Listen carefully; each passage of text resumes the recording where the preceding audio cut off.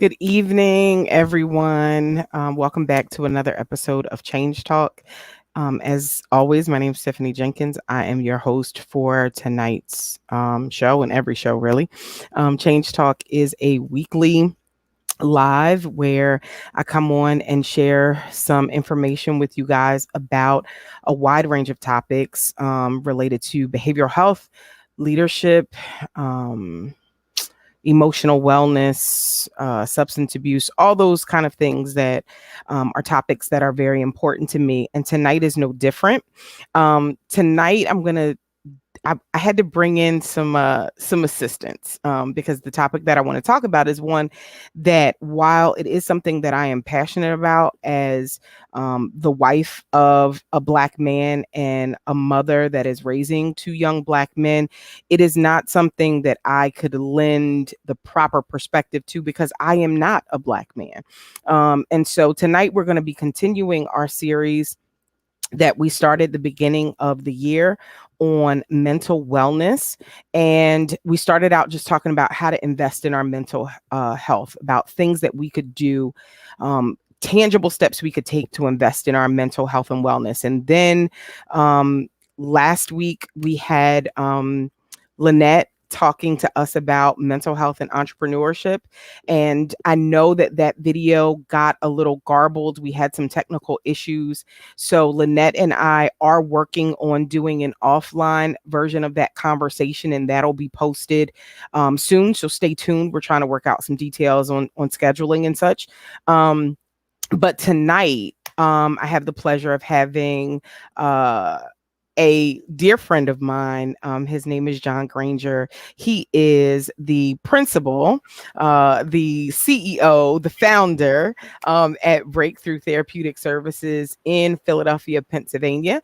So John is here and he's going to share with us. Well, John, first of all, I'm gonna let you introduce yourself because you know you better than I know you. And so tell the people who you are and what it is that you do. So good evening, everybody. My name is John Granger. I am a therapist in the Philadelphia area. I have a master's in international development with a urban concentration, and I also have a master's in clinical social work, and I am a licensed social worker in the state of PA. At my practice, I help individuals with a myriad of issues. I do individual therapy, and I mostly address anxiety, depression, trauma. I do relationship, help couples in terms of helping them with their relationship function at their optimal level. And I work with families and teenagers as well. Awesome. So we've already got some folks checking in. Hey, Kia, good to see you, sweetie. Miss Linda, I know I owe you a visit. I'm sorry. I'm going to call you probably tomorrow and set something up. And Sister Ruth, hey, how are you doing? Thank you guys for joining the conversation. As always, if you're joining us live, please jump right in, ask your questions. We're going to be checking in with you. We're going to be seeing what it is that you have to say. So share your questions and your comments in the chat box. If you happen to be catching this on replay, that's fine. #replay. Let us know you're here in round 2. And whatever questions you have, we will be sure that someone responds to you. We want you to jump in. So let's get started because this is a really kind of juicy topic, right? And we'll try to keep it a little short, but it might go a little longer today. We'll see who can hang in there with us. Tell me a little bit about what it was that inspired you as a Black male, because there aren't very many Black male therapists in this game, especially not in private practice. Talk to the people a little bit about what it was that you saw that inspired you to launch a private practice. So I've been in the mental health field for probably about 10 years now. And I started working in a residential facility as a mental health technician. And in my work there, I would see that there weren't that many Black clinicians and there weren't that many Black male clinicians, but yet the population was majority Black. And talking to some of the clients, they would talk about cultural competency, them feeling like they could not relate to some of the staff there, and that led to kind of like ineffective treatment. So I've always wanted to help Black men function at their optimal level, emotionally and mentally. So I was kind of inspired to do that after seeing what I saw at the residential facility that I worked at, but also looking online and seeing that, you know what, they don't really have that many private private practice practitioners, males, at least where I am at. So I wanted to really create an environment where Black men could come, be vulnerable, get some help, really create a emotional safe space for Black Mm. men. So Mhm. that was really the impetus of me starting my private practice. Okay. So yeah, that's what kind of led to me getting into this, just seeing the lack of Black clinicians and just seeing that there's a need out there for Black male clinicians. Yeah, it's huge. And there's something that you said that I think is important. You talked about the cultural competence piece, and just how, how difficult it is to find somebody who you genuinely feels like Yeah, gets you and yeah, understands you. And it's funny because that was part of the same thing for me. Like, it okay, was, you have all of these. Most of my practice right now is probably 84, 85% like Black professional Black, women, okay, ages like 24 to 45, 46. okay, And they say the same thing. Like, I finally found somebody who yes, looks like me, like who gets yes. it. And like that connection, for lack of a better word, is something that I think, like you said, creates a very safe space for healing to take place. So with that in mind, what are some of the challenges that you believe that you see in your practice that are kind of unique to Black men? Like, what are the areas that, if we were talking cultural competence 101, like, this is what my Black male clients typically come to me with, what would that look like? So I think for my practice, Black men typically come to me for areas of depression and Mm, anxiety. And society may not know this, but suicide among Black men ages 15 to 24 is the it's leading cause. ridiculous. It's the third leading cause of death. Mhm, And for African American males aged 20 to 24, they have high suicide rates. So a lot of the Black men that I see are coming because they have experienced some sort of trauma that they have never dealt with. And then this trauma is manifesting itself in unhealthy ways. And they have mhm, unhealthy coping mechanisms. mhm.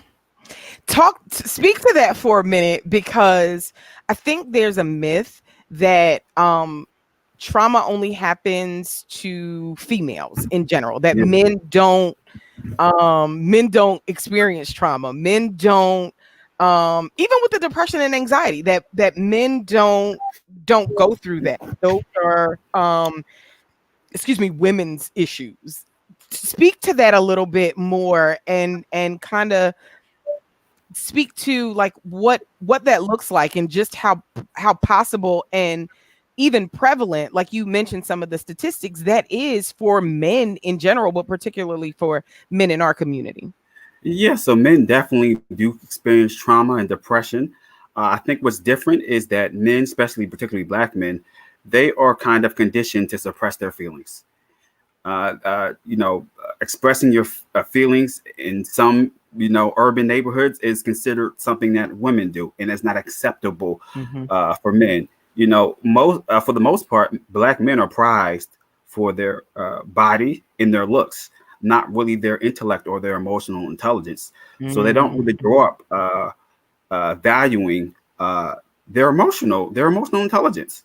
Hmm. So because they suppress these, some of the trauma that they go through, like I said, it manifests itself in counterproductive coping mechanisms. I always tell my clients, feelings buried alive never die. Oh yeah, that's a good one. Yeah. That's a good one. I might have to They steal don't. that one. They don't. I talk to people who have trauma from 15 years ago, and it's still manifesting in their behavior today. Yes. Yes. So I tell them like we have to see what's going on inside of you so that we can get to the root of the origin of this depression, this anxiety, and so that you can get on the process, the healing process. Hmm. Hmm. Um, Tell me, this is kind of, I'm baiting you here a little bit because we've had this Okay. conversation. Okay. Um, but let's talk a little bit about the role that the role that spirituality has played in this. I don't want to say the myth of the emotionless black man, but you know, there are some religious practices that kind of pump up that idea, or religious beliefs that pump up that idea that the man is supposed to be just like super strong and no emotion and all of that. Talk a little bit about, do you see any, how do you intertwine, you know, your or your clients, not yours, I'm sorry, Mhm. your clients like spiritual experiences with this unpacking? Yeah, so I think that's an important question that you just asked. So for me, what I do with my clients is we talk about the role that spirituality plays in their lives. For the most part, my practice, I work mostly with Christian clients, or who identify with that background. So we go to the text and we look at the role that emotions play. So from there, we are able to kind of get a sense of how they should move forward. What Mm-hmm, role should these play? Should their emotions play in their everyday lives, and mm-hmm, how it affects their behavior? So we kind of look at emotions and behavior, and we look at Jesus, his model in terms of the emotions that he experienced mm-hmm, and how he dealt with things, mm-hmm, and then we work mm-hmm, towards modeling that. mm-hmm, mm-hmm. Because I think it's important that we understand that um some of these stigmas that we have, we Yeah, don't see a stigma because they've yeah, been with us all of our lives, right? yeah, Like when you grew up thinking a certain way, like you said, like yeah, in certain communities is frowned upon, like no, that's not what men do. Well, where did yeah, we learn what men do and what women do? There's so many different places it comes from, so I wanted to kind of like, just kind of yeah, yeah, dip yeah. my toe in there. Yeah, absolutely, absolutely. I think that's an important question that you asked, and I think I think for your practice too, spirituality plays a role in how you treat clients. I mean, it does. It does and it doesn't. Okay. Kia said there's a difference between spirituality and religion. Yes. There is, and Yes. I'm trying to figure out the best way to say it, Kia. So that's why I'm a little tongue tied right now. I'm trying to be Hmm. a little PC here. Hmm. But in my so I actually have some folks from different faith backgrounds. Okay. And what I ask them is, you know, one, like you said, where did you learn that? Like Yeah. let's look at what it really says. Particularly for clients who are Christian, I think in most Pentecostal, apostolic, some Baptist denominations, there is a very clear um set of standards around what is feminine and what is Yeah. masculine. And so for many clients of mine who come from those type of backgrounds, it is very difficult sometimes to see the text as the text and not the Yeah. text as the tradition. Okay. I'll put it that way. Because a lot of times I find that most of the folks who carry these expectations have never really delved into these texts for themselves. They only know what has been given to them across a pulpit, or, in a Bible study, or something like that. And they don't really know it for themselves. Like you said, you can look right at the example of Christ, like Jesus wept, shortest verse in the Yeah. Bible, but probably one of the most profound. Like, Yeah. you know, it, Jesus Yeah. wept, like he Yeah. cried. Like You this showed is a emotion. thing. This That's the is manliest man. Showed emotion. right. So I'm with you on that one. I'm with you on that one. Kia said good one. Good Kia. I'm glad you with us. I'm glad you with us. So let's talk about some of the things, some of the barriers that you see, that your clients, particularly your Black men, Yeah. Black male clients have to overcome to come in to see you? Like, what are some of the barriers that you see to them? We talked a little bit about stigma. Yeah. But what are, like, do you see anything in particular that seems to be a theme? Well, distrust of providers. I've had clients Oh, told me yeah. that they had practitioners of other ethnicities, and that they had some very bad experiences, and that they were completely turned off from seeking any type of help. So I would say that. I would say obviously the stigma, and also in terms of what black men think therapy is. I've had a lot of black men say, "I thought this was only for crazy people. I didn't feel like I needed this." I I'm think like, "Oh, everybody says that at some yeah, point. Yes. yeah. I didn't think I needed this. I just thought this was for crazy people." And I'm like, "No, we're just going to have a conversation. My goal is to help you be the best version of yourself. We're just having a Yes. conversation." So, Yes. I think a lot of black men have been surprised. They're like, and have had a really good experience because they're like, "I didn't know it was like this." Like, I'm like, "Yes, I'm just creating an emotionally safe environment for you to be completely vulnerable and transparent about the things that you are going through. I want this to be a completely an environment where you don't feel judged at all." Mhm. Mhm. And I think that's so important in this socio-political climate for Yes, black men in particular to have safe spaces, because I think just absolutely. that in and of itself, whole nother conversation, but Yes, just the lack of safe spaces for black men and black women, but yes, particularly black men, to feel that they can be all of their authentic selves without judgment, without, yeah. any other pressure to do anything else. I think that's pretty phenomenal, which leads me into my kind of last question is, what do you see as the ways that as a community, right? As a community of, I'll start with, as a community of black folks, Okay. as, and then even as a community of providers and practitioners, what is it that we can do in our respective spaces to help decrease some of the barriers, for black men, so that they do feel more comfortable with getting the help that they need? I think it's important for us as a community to continue to try to destigmatize therapy. And I think it's important to encourage people if you see somebody who needs help. And I think it's important for people to create emotionally safe environments for their friends. They Hmm. may not be equipped to help them, but they can listen to them and they can encourage them to get help. I think Hmm. those are some of the most important things that we can do as a community to try to encourage black men and black women to seek help. Mhm. Mhm. Yeah, I agree. It's, we have to talk about it more. We have to Yeah, have more conversations like this. We've got to engage. We've got to pull stuff out, because one of the things that I found, when I go and I do like trainings or whatever, it never fails, especially in like faith-based groups, that yeah, somebody will always kind of pull you to the side and have yeah, like this, so something you said made me think about, and they can recount some story or some trauma. Usually it's trauma. yeah, They don't know yeah, it's trauma, but yeah. it's some trauma that they've endured. And now somehow you standing in this space and having this conversation made them feel okay enough to own their story and to actually try and work through it. And for me, that's kind of like one of the best parts of this work, is going into our communities and saying it's okay to tell your story.